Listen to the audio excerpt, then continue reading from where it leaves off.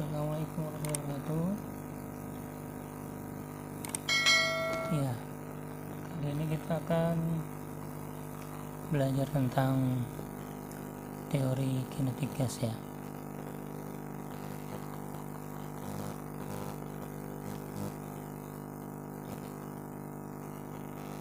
Ini teori kinetik gas. Oke, apa aja sih yang akan kita belajar di sini? Teori kinetik gas ini sebenarnya kita akan meninjau gejala-gejala fisika secara mekanika gitu ya. Nah, gas yang dibahas ini adalah gas yang sifatnya bersifat ideal gitu ya. Jadi gas ideal itu apa sih? Atau ideal gas yang kita pelajari sekarang itu sebenarnya seperti apa gitu ya. Di antaranya itu sifatnya adalah ya, dia tersebar merata ya.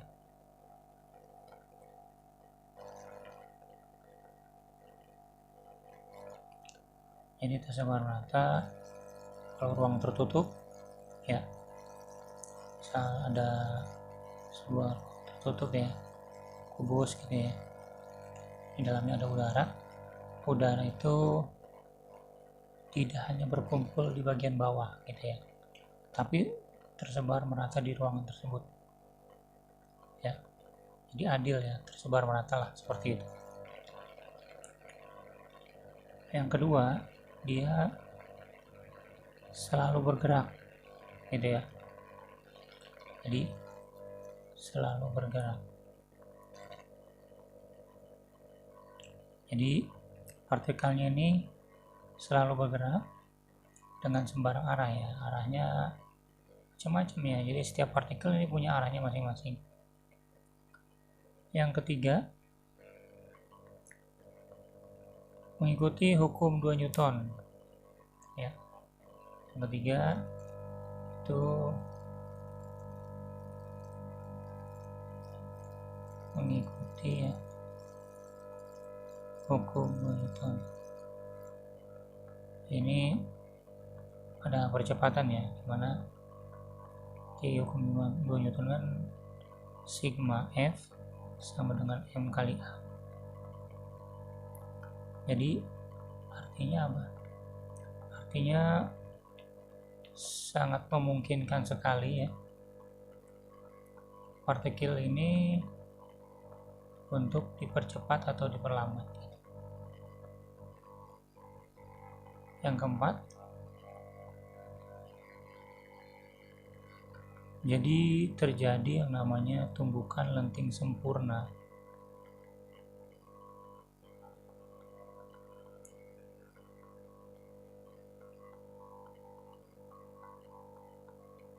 Ya, maksudnya gimana sih ya? Kalau seandainya ada sebuah partikel gas ini ya menumbuk suatu dinding gitu ya ke sini, nah dengan kecepatan v, nanti dia akan balik dengan kecepatan yang sama. Nah, itu secara gampangnya untuk tumbukan lenting sempurna. Secara tidak langsung, jadi energinya ini ya tidak hilang gara-gara dia bertumbukan dengan dinding. Yang kelima, gaya tarik antar partikel diabaikan.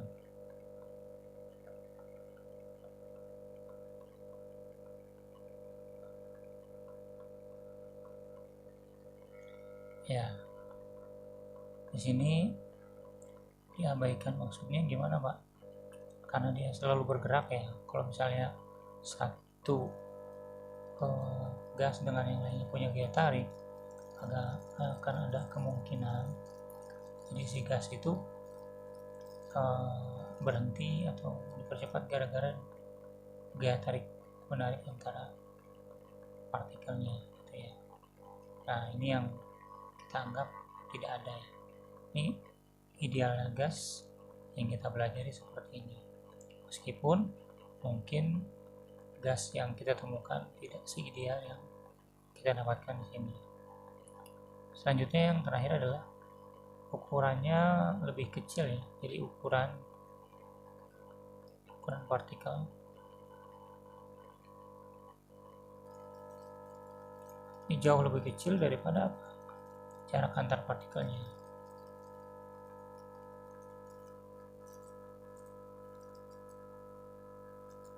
Jadi ukuran partikel gas ini lebih kecil dibanding jarak antar partikelnya. Nah, di sini ya ada beberapa hukum yang kita harus tahu ya. Jadi ada beberapa orang yang mengeluarkan hukum pada teori kinetik gas ini. Yang pertama itu adalah hukum Boyle-Galussac.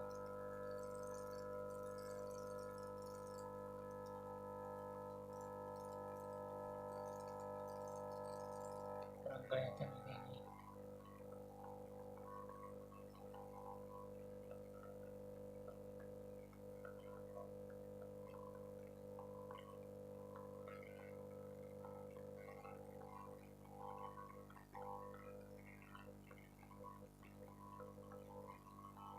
Ya,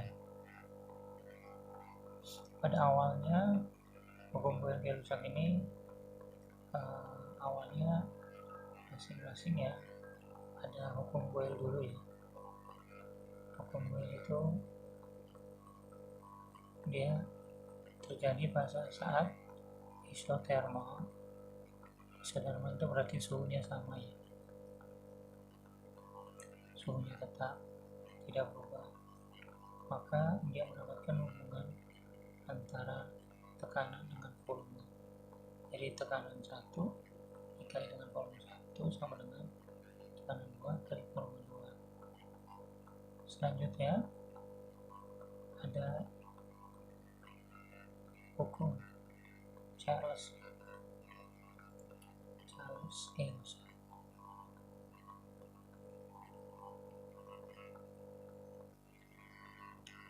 Nah, ini keadaannya pada saat isobarik. Isobarik itu saat tekanan tetap. Ya, tetap nggak berubah ya. Jadi ini sebenarnya memang lebih cocoknya bukan suhunya sama. Kalau ini isotermal, lebih cocoknya adalah suhunya tetap tidak berubah. Dan dia mendapatkan persamaan V1 per T1 sama dengan V2 per T2. Nah, ini pun ternyata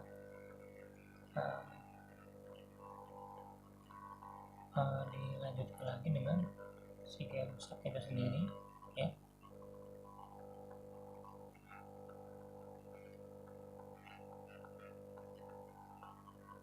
Dia meneliti pada saat keadaan isokorik. Isokorik itu volumenya tetap. Nah, kalau volumenya tetap di sini dia membutuhkan persamaan P1 per T1 sama dengan P2 per T2. Nah, persamaan inilah yang digabung gitu ya. Digabung di mana Pak? Digabung menjadi hukum Boyle-Galussac.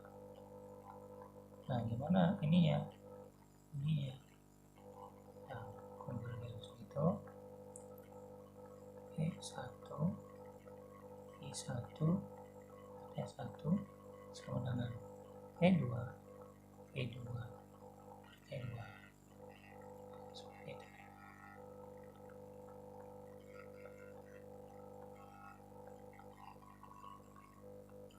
Artinya tekanan 1 kali volume 1 T1 sama dengan P2 T2. Ini kalau nggak salah kemarin masih berhubungan dengan kalor ya. Ini pemuaian volume pada gas ya, kalau nggak salah ini kita sudah bahas. Nah, seperti itu. Nah, ini adalah kinetik gas sampai hukum Boyle-Galusa. Oke, selanjutnya apa Pak? Selanjutnya kita masuk ke yang namanya persamaan gas ideal.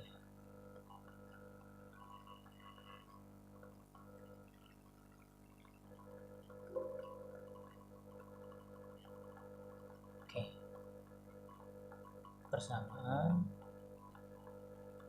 gas ideal. Nah, sebenarnya persamaan gas ideal ini diturunkan juga dari hukum Boyle-Galusa ya. Jadi hukum Boyle-Galusa itu bisa ditulis juga PV per T konstan. Nah, yang konstan itu apa sih Pak? Yang konstan itu N dikali R. Nah, N itu adalah mol ya, jumlah mol. Yang kedua, yang R-nya ini adalah tetapan gas ideal. Nah, ini molnya berapa? Ini tetapan gas ideal.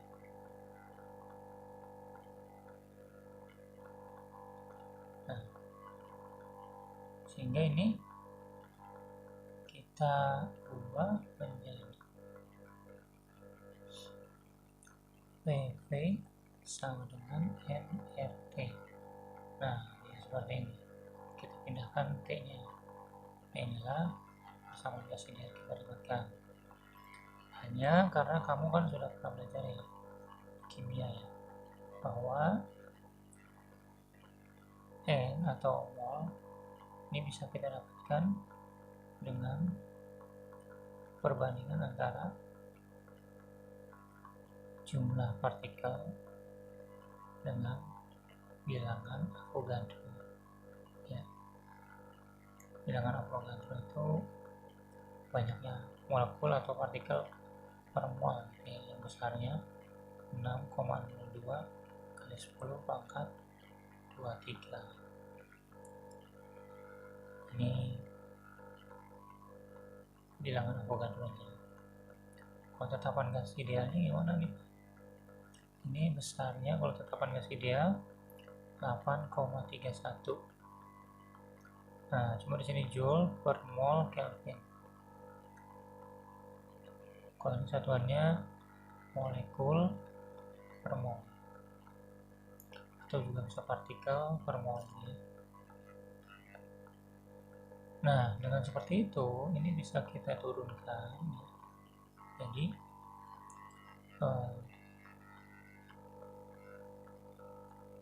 PV sama dengan N besar dibagi NA dikali R dikali T. Dimana N ini adalah jumlah partikel ya. Jumlah partikel. Jadi kalau misalnya sebuah gas, berarti itu N besarnya 1 gitu ya. Tapi kalau 1 mol berarti N kecilnya yang 1. Beda ya. Kalau 1 mol berarti N kecilnya yang 1. Tapi sebuah partikel berarti N besarnya yang 1. Nah, ini digabung nih. Jadi nah ini digabung jadi 1 menjadi konstanta baru. Jadi konstanta baru ini hasil dari R per NA. Hasil baginya nanti kita dapatkan 1,38 kali 10 pangkat min 23 Joule per Kelvin. Sehingga rumusnya berubah menjadi PV sama dengan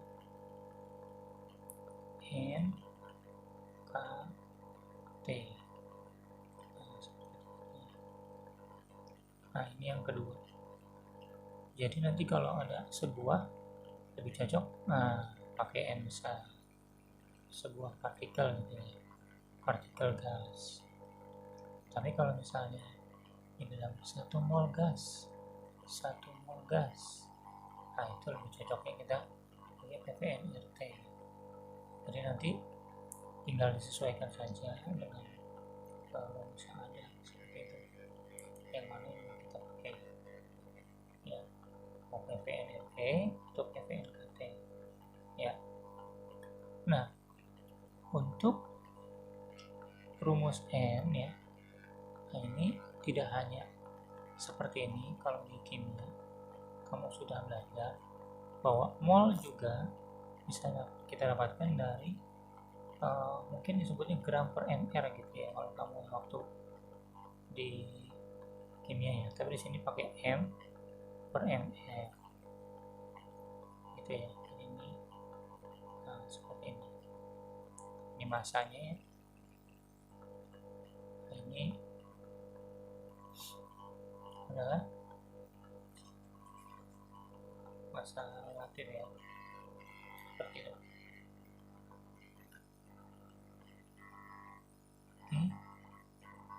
Nah, misalnya selanjutnya apa Pak? Selanjutnya adalah kita masuk ke tekanan dari gas liquid. Jadi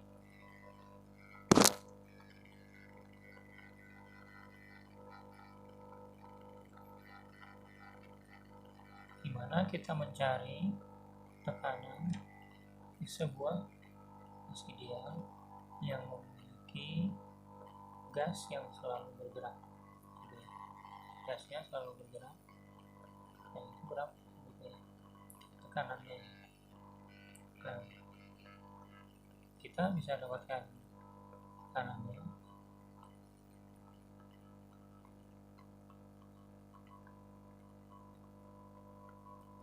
menggunakan rumus P sama dengan 2/3 N V kuadrat per V. Nah, bedanya apa nih Pak antara V yang di atas dan V yang di bawah? Kalau ini adalah kelajuan atau kecepatan ya dari gas, kalau ini adalah volume ruangannya yang dia atau volume gas yang memenuhi ruangan kedua, seperti itu. Nah, selanjutnya kita akan beralih ke yang namanya energi kinetik ya, gas rata-rata. Jadi energi kinetik. Nah, tapi ini gas rata-rata ya, maksudnya rata-rata di sini berarti setiap gas berapa sih besarnya EK nya itu. Jadi EK dikasih tanda garis di atasnya sama dengan 3/2 KT tanpa N. N besarnya nggak usah ikut terkata. Kenapa? Karena ini untuk sebuah partikel, artinya N-nya bernilai 1. Nah, seperti itu ya.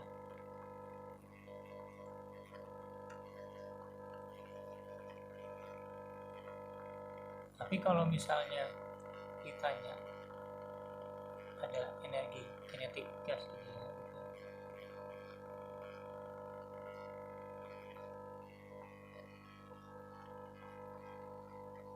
berarti itu yang ditanyakan adalah secara total. Jadi EK totalnya, ini tambahnya tidak ada gas di atasnya, itu hasil dari banyaknya partikel dikali dengan tadi energi kinetik rata-ratanya atau energi kinetik per partikel. Nah, jadi ini bisa berubah jadi 3/2 NKT. Karena NKT sama NRT bernilai sama, ini bisa kita ganti jadi 3/2 NRT. Nah, seharusnya seharusnya seperti ini cukup. Cuma ini bisa kita kembangkan lagi jadi satu lagi, yaitu 3/2 PV. Namun ya, energi kinetik dari sebuah gas ideal ini ya kita dapatkan dengan anggapan tadi kan, si gas ideal kan selalu bergerak berarti punya kecepatan pasti punya energi kinetik dong. Setiap partikel punya energi kinetik. Kalau misalnya tanya energi kinetik gas ideal, berarti energi kinetik dari semua partikel, makanya dikali N. Nah, kenapa sih bisa terjadi pergerakan kecepatan gitu, muncul kecepatan? Nanti adanya kecepatan itu pengaruhnya apa sih Pak? Jadi pengaruhnya ya, apa yang menyebabkannya berpengaruh, kecepatannya itu berapa gitu ya pengaruhnya. Pengaruh apa sih yang menyebabkan kecepatannya berubah? Ternyata itu adalah pengaruh suhu ya. Jadi kecepatannya bergantung pada suhu. Suhunya naik, kecepatannya lebih tinggi. Suhunya turun, kecepatannya lebih rendah. Pak, ini kan ada rumus PV di sini Pak. Ya, sebenarnya itu hanya penjabaran saja ya. Memang sih kalau secara rumus akan P dan V ini yang mempengaruhi. Tapi P sama V ini mempengaruhi. Kalau P-nya naik, pasti V-nya turun gitu loh. Kalau misalnya suhunya tetap ya. Jadi nanti yang paling penting memang suhunya, seperti itu. Jadi kalau 3/2 PV ini hanya pendekatan saja untuk mencari energi kinetiknya. Tapi kalau penyebab utamanya gitu ya, kenapa gasnya itu selalu bergerak dan memiliki kecepatan, itu karena suhu. Berarti ada nggak sih saatnya si gas itu lama-lama berhenti? Ya, ada kemungkinan besar itu pada saat 0 Kelvin. Maka kemungkinan besar ini V-nya adalah 0. Karena ini adalah suhu mutlak, suhu yang udah paling rendah. Jadi 0 derajat Kelvin, 0 Kelvin ini suhu paling rendah. Jadi nggak ada -1, -2 seperti itu. Ya. Oke, mudah-mudahan bisa dimengerti ya. Nah, rumus ini ternyata bisa dikembangkan jika kita ubah ya. Jika kita ubah ikannya ini jadi setengah mv kuadrat gitu ya, kita sama dengan masing-masing ini, maka kita bisa dapetin rumus kecepatan dari gas itu ya. Oke, kita coba ya. Misalnya kita ambil hubungan antara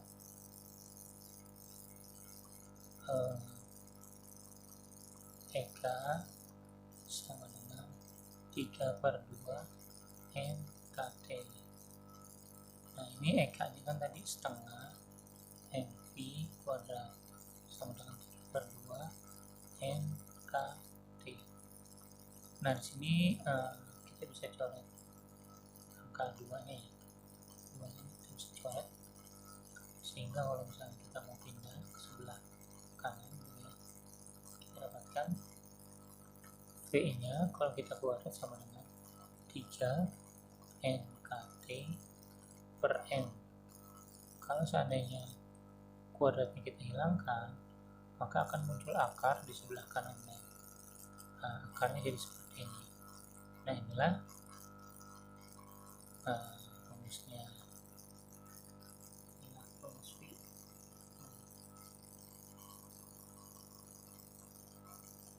Ini kita sebut juga dengan VLMS ya. Jadi ini kita sebut juga dengan VLMS. Selanjutnya gimana Pak dengan yang lain ya, kita coba. Misal dengan EK sama dengan 3/2 nRT. Nah, berarti kan ini setengah NV kuadrat sama 3/5 nRT, dimana kayak tadi ya, duanya kita bisa coret ya, coret.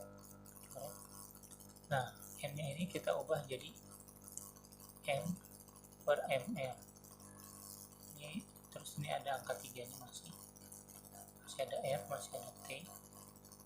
Nah, m yang sebelah kiri ya sama yang sebelah kanan kita coret seperti ini, sehingga kita bisa dapatkan P nya ya, P kuadratnya sama dengan 3RT/mR. Nah, terus kalau misalnya kuadrat kita hilangkan, maka kita dapatkan akar di sebelah kanan seperti itu. Nah, ini rumus yang kedua tentang PRMS.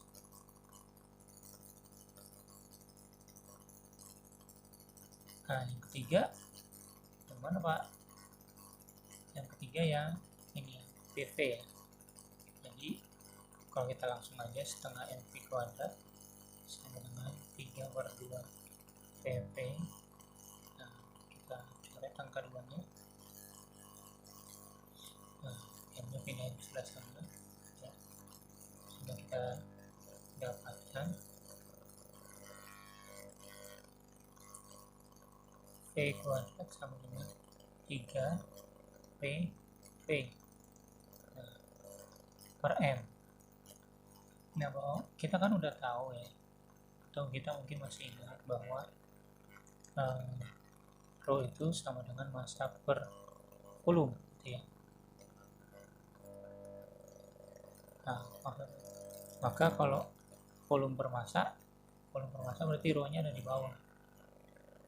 Jadi V kuadratnya ya kita pindahin lagi jadi akar ya, jadi 3 P per rho seperti itu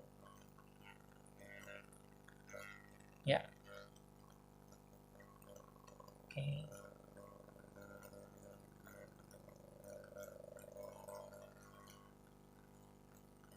ini yang terakhir kita kan masuk ke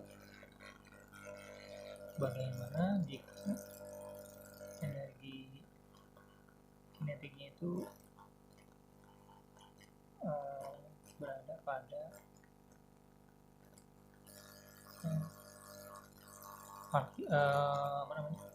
molekul ya, atau gas yang sifatnya ada yang monoatomik, ada yang diatomik gitu ya.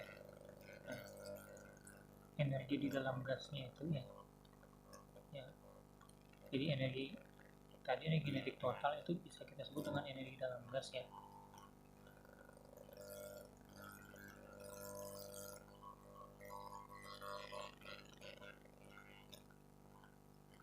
Nah, lambangnya U.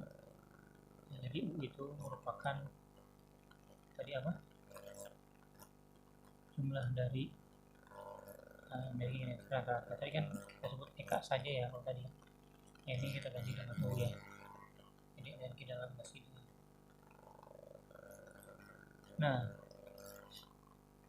ini rumusnya ya.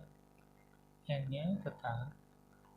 Terus sebenarnya di sini ada F kali setengah KT, atau ini bisa kita pindahkan F sama dikali setengah nRT. Jadi nKT ini bisa kita pindahkan. Nah, berarti ini ada F nih. F ini apa nih Pak? F ini adalah derajat kebebasan.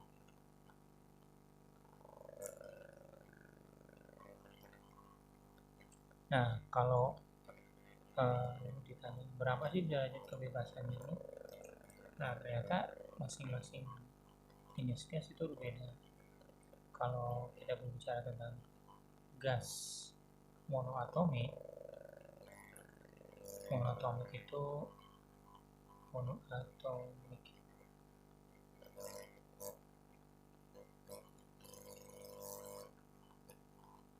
berarti ini gas yang bisa berdiri sendiri ya. Contohnya helium, neon, kromium, argon, gas ini. Nah, untuk U-nya sendiri nilai F-nya, derajat kebebasannya itu adalah 3, sehingga U-nya ya. Nah, ini kan 3 ya. 3 kali setengah ya 3/2 nRT. Jadi kalau mau lihat kelihatannya EK sama energi dalam agak mirip Pak. Jadi gimana ya? Kalau EK itu lebih cenderung ke KT ya. Kalau energi dalam lebih cenderung ke nRT. Itu yang mendasarnya. Selanjutnya gimana Pak? Selanjutnya pada gas